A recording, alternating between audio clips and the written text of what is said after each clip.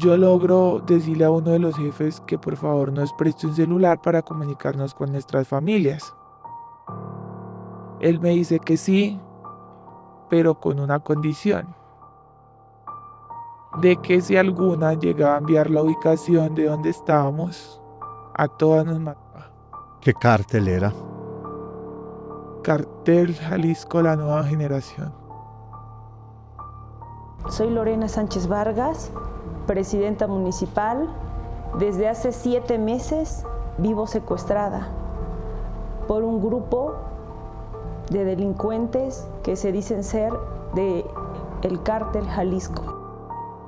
Y ve cómo las personas que tú conoces esquivan contigo en la misma situación que tú tenías, ya no estén porque quisieron correr, porque quisieron esconderse, porque quisieron... Ellos tenían animales, tenían leones, tenían cocodrilos, de que nos mataban y nos tiraban a ellos. 4 mujeres, 4 historias de terror, fueron secuestradas, torturadas y convertidas en esclavas por el temido Cártel Jalisco Nueva Generación. Si no obedecían, podían terminar como alimento para las fieras. En manos de esos criminales sufrieron toda clase de tormentos que dejaron cicatrices profundas en sus cuerpos y en sus mentes. Contra todo pronóstico lograron escapar, pero el dolor nunca las abandonó. Es por eso que a través de sus testimonios podemos ingresar al oscuro mundo de la trata de mujeres, uno de los negocios más infames y redituables del mundo narco. Esta es la crudeza de su calvario. En enero de 2024, una noticia concerniente a 6 modelos colombianas conmocionó a los medios de su país. Mediante mensajes y audios se supo que se encontraban prisioneras en México y que su vida dependía del pago de una gran cifra en dólares. De lo contrario, serían descuartizadas y arrojadas a las bestias que los sicarios cuidaban como mascotas. El infierno de esas jóvenes comenzó como suelen iniciar las pesadillas de miles de mujeres secuestradas, con promesas e ilusiones. El grupo de modelos fue reclutado por internet mediante una supuesta búsqueda de modelos para trabajar en campañas de publicidad. La oferta era irresistible, ya que incluía un buen pago, alojamiento y cobertura de los vuelos. Ante la falta de oportunidades, las muchachas no podían dejar pasar esos cantos de sirena que llegaban desde México. Fue así que las 6 colombianas viajaron hacia tierras aztecas en búsqueda de un mejor futuro. Pero al llegar no fueron recibidas como estrellas, sino como animales. Fue un momento muy angustiante. La verdad fue algo que me marcó mucho la vida. Ese momento de angustia, de no saber si ibas a volver a ver a tus familiares, qué iba a pasar contigo, si te iban a matar, si ibas a estar bien, si ibas a sobrevivir. El deseo de salir, de estar con mi familia, fue un momento de mucha angustia. ¿Qué cártel era? Cartel Jalisco, la nueva generación. De inmediato, los criminales del Cártel Jalisco Nueva Generación les arrebataron los teléfonos celulares para dejarlas completamente incomunicadas. Durante una semana se les impidió cualquier tipo de comunicación con su familia. Primero para asustarlas y segundo para evitar que entregaran coordenadas o datos sensibles. El grupo de modelos estaba completamente aturdido. No esperaban que al seguir sus sueños caerían en una trampa vil construida por un cártel narco. Al cabo de 7 días se les informó que iban a ser trasladadas y que ante cualquier intento de escapar iba a ser penado con una muerte muy dolorosa. Temerosas de las reprimendas, se limitaron a asentir. El viaje lo realizaron con las cabezas encapuchadas, pero más tarde supieron que se encontraban en Tabasco. Allí el personal del cártel las escoltó hacia una habitación distinta a cada una. De la nada salió uno de los jefes y le dio la orden a uno de los escoltas de que nos metieran a todas en una habitación. En esa habitación era donde se hospedaban los escoltas de los jefes. Había muchas armas, había metralletas, mini UCIs, había chalecos antibalas, de todo tipo de armas. Ponle unas 100 armas tenían ahí ellos. En esa habitación repleta de armas de grado militar, comprendieron el verdadero poder del grupo delictivo que las había secuestrado. Las torturaron mentalmente, haciéndoles saber que su vida no tenía ningún tipo de valor para ellos. Habían sido tomadas prisioneras con total facilidad y con la misma ligereza podían ser asesinadas allí mismo, sin dejar ningún tipo de rastro para que sus familias encontraran sus cuerpos. Los criminales querían amedrentar a sus presas para asegurarse de que no intentarían escapar o resistirse a las enfermizas demandas de sus captores. Luego de esa larga escena de amenazas, ingresó a la habitación una figura temible que se dirigió de forma directa a las modelos colombianas. Nos hicieron arrodillar a todas y nos hicieron agachar la cabeza, mientras nos apuntaban con sus metralletas a nosotras en la frente. De ahí llegó el jefe del cartel.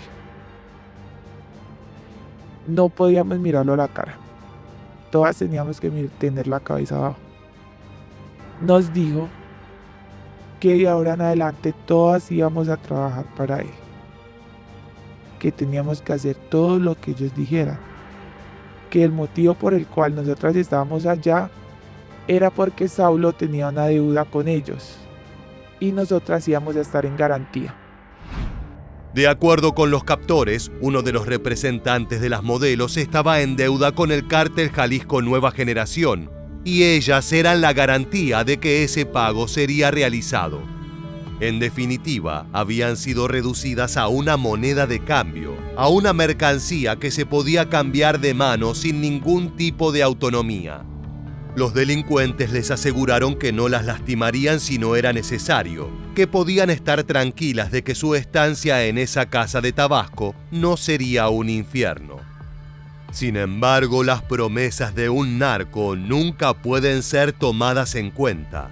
Al poco tiempo de ese encuentro cercano con el presunto líder regional del cártel Jalisco Nueva Generación, los sicarios comenzaron a demandar favores de parte de las modelos. ¿Las obligaron a algo? No podría confirmarte porque no lo miré, pero ellas me cuentan que sí. Cuéntame un poco sobre eso. Las obligaron a estar con ellos, con los escoltas de ellos. Tuvieron que estar con más de 5 escoltas. ¿Cada una? Cada uno. ¿Y a ti? No, a mí no me tocaron. ¿Y por qué? Porque el jefe fue el que quiso quedarse conmigo. Y como él estaba conmigo, nadie más podía tocarme. La cuestionable fortuna de ser la preferida del jefe le permitió a esta mujer escapar de las vejaciones que sufrieron a diario sus compañeras. En esa casa de Tabasco fueron abusadas y reducidas a la esclavitud sexual para satisfacer los deseos maliciosos de los criminales. Las modelos colombianas accedían no solo por el miedo que sentían por sus propias vidas, sino también por las de sus familiares. Los narcotraficantes se encargaron de dejar bien en claro que sabían todo sobre ellas y que no tienen ningún reparo en secuestrar y torturar a sus parientes, incluso aquellos que vivían en zonas alejadas de Colombia. Es que para el crimen organizado no existen límites y las fronteras son solo una división burocrática. Su influencia se extiende mucho más allá que la geografía de su país de origen. en especial cuando se trata del Cártel Jalisco Nueva Generación, uno de los frentes más poderosos de todo el planeta. Después de varios días de cautiverio, la desesperación crecía al no poder comunicar a sus familias que seguían con vida. Sofía tomó valor y se dirigió a uno de sus captores para implorarles un poco de misericordia. Yo logro decirle a uno de los jefes que por favor nos preste un celular para comunicarnos con nuestras familias. Él me dice que sí, pero con una condición: de que si alguna llegaba a enviar la ubicación de donde estábamos, a todas nos mataba. ¿Y con qué malas amenazaban? Ellos tenían animales, tenían leones, tenían cocodrilos, de que nos mataban y nos tiraban a ellos. Yo le digo que no, que nosotras lo único que queremos es comunicarnos con nuestras familias. Esos eran los riesgos. Si las mujeres trataban de brindar información sobre su paradero, el precio a pagar sería altísimo. No había lugar para la valentía. De lo contrario, esperaban los colmillos afilados de los cocodrilos. Cada modelo tuvo permiso para hablar por 1 hora con sus parientes solo para ponerse al tanto y despejar miedos en casa. Idealmente, las mujeres debían acallar cualquier temor de sus familiares, asegurándoles que estaban sanas y salvas, trabajando tal como lo soñaban en México.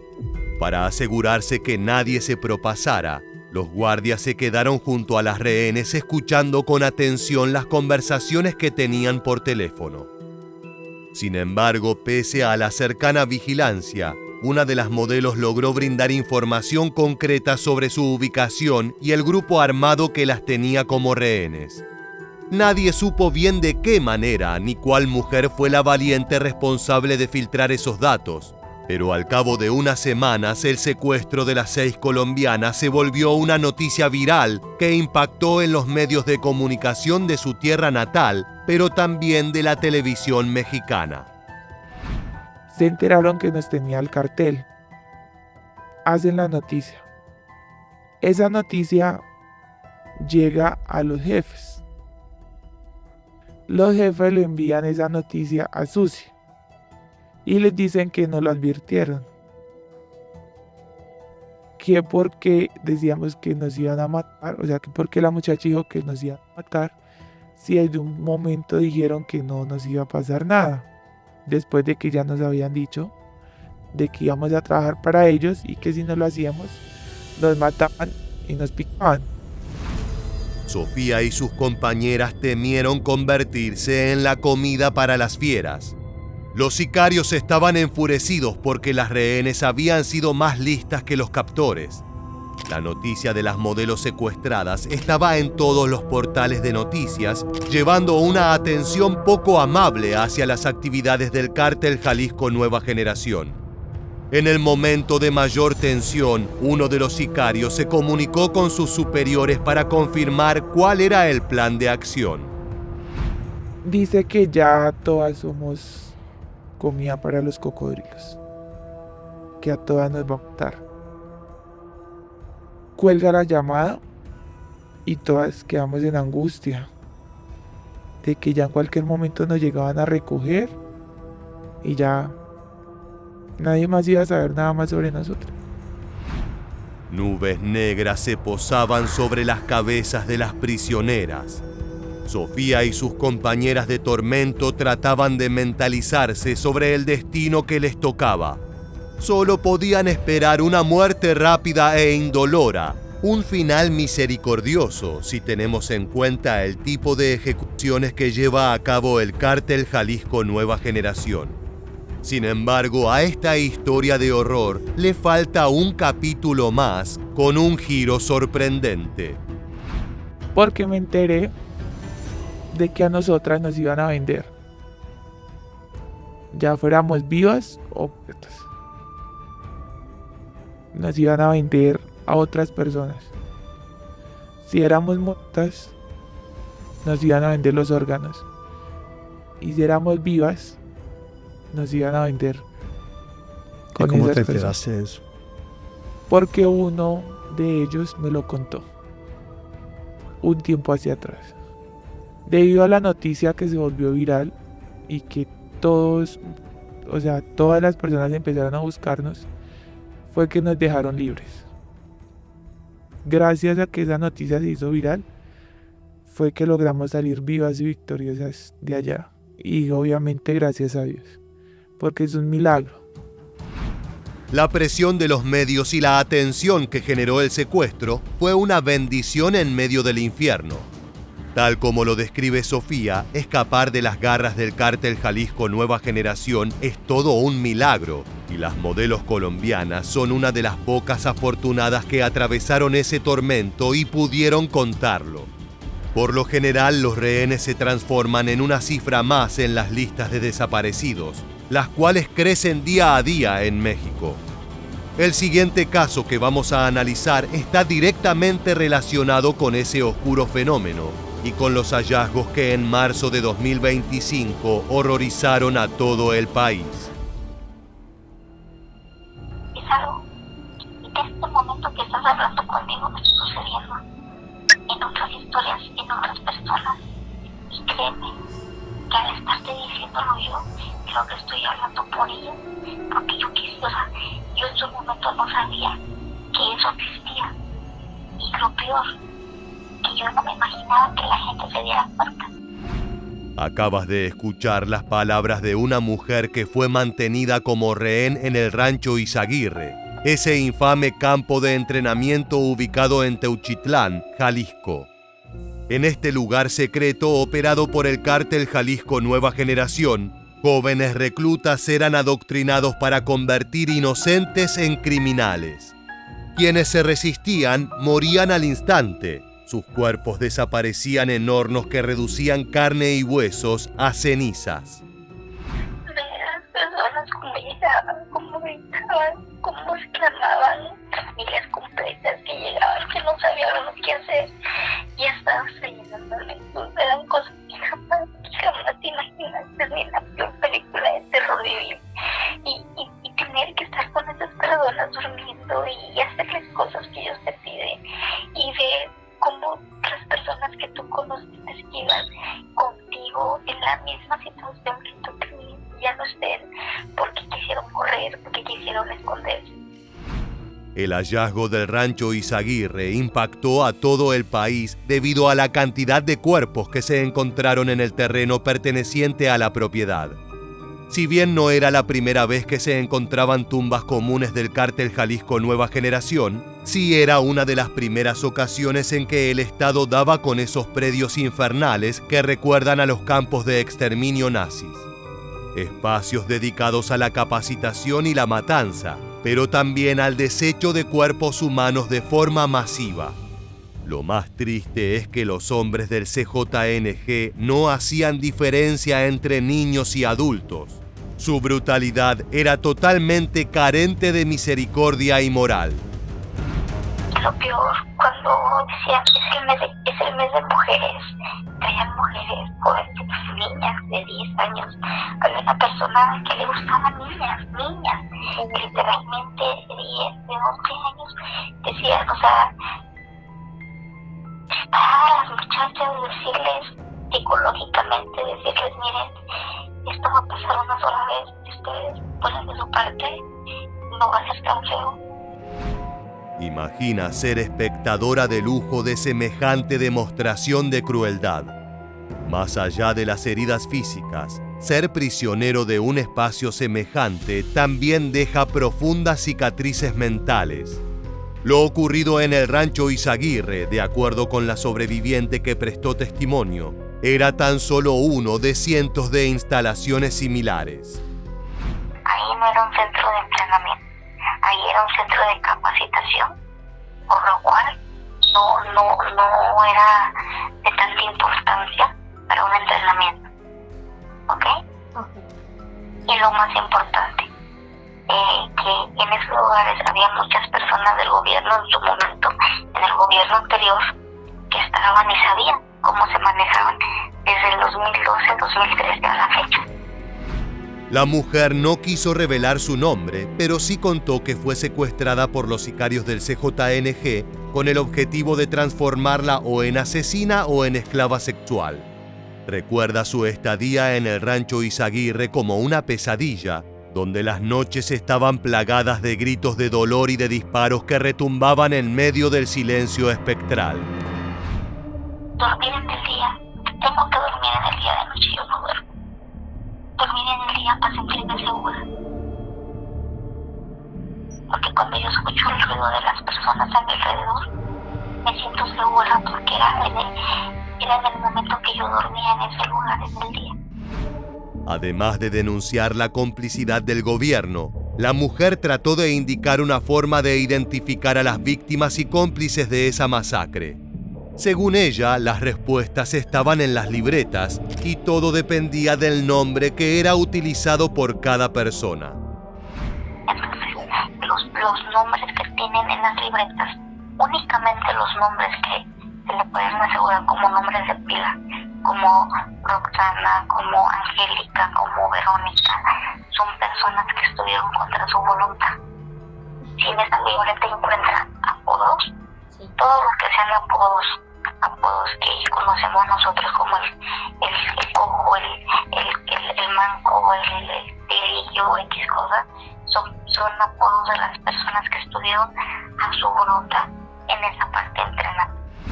No tenemos información de cómo esta mujer logró escapar del infierno del rancho Izaguirre, ni si sus declaraciones fueron tenidas en cuenta a la hora de investigar los hechos que acontecieron en ese lugar terrorífico.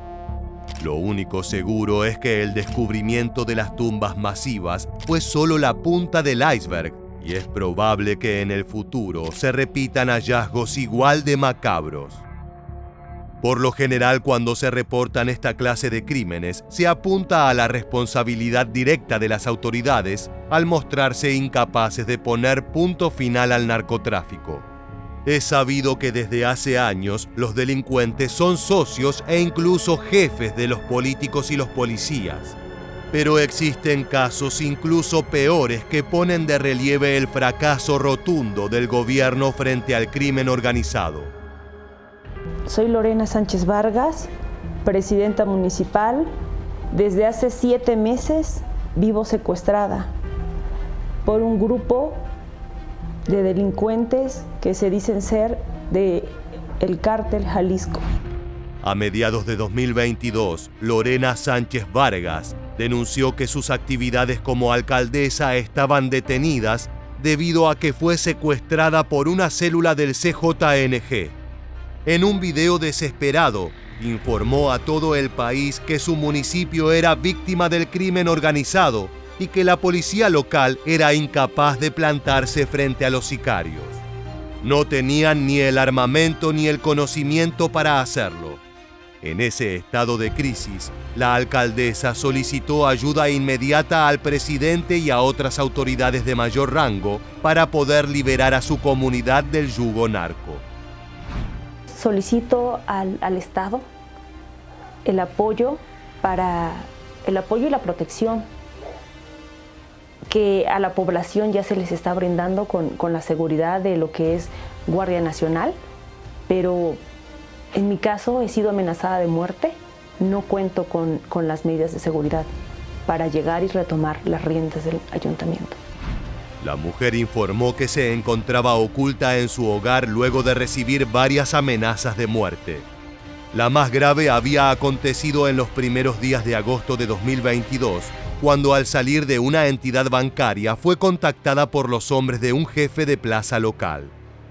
Cuando fui al banco, me dieron el toque y la chequera en el mes de enero. Ahí recibo la llamada de Miguel Ángel Vázquez Bonilla. ¿Quién es Miguel Ángel Vázquez Bonilla? Miguel Ángel Vázquez Bonilla es alias El Chivo.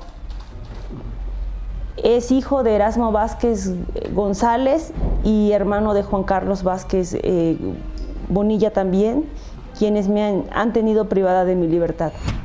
En varias ocasiones la mujer tuvo que salir de edificios por la puerta trasera subiendo a vehículos blindados seguros que la retiraran de la zona de peligro antes de que pudieran atacar a la alcaldesa.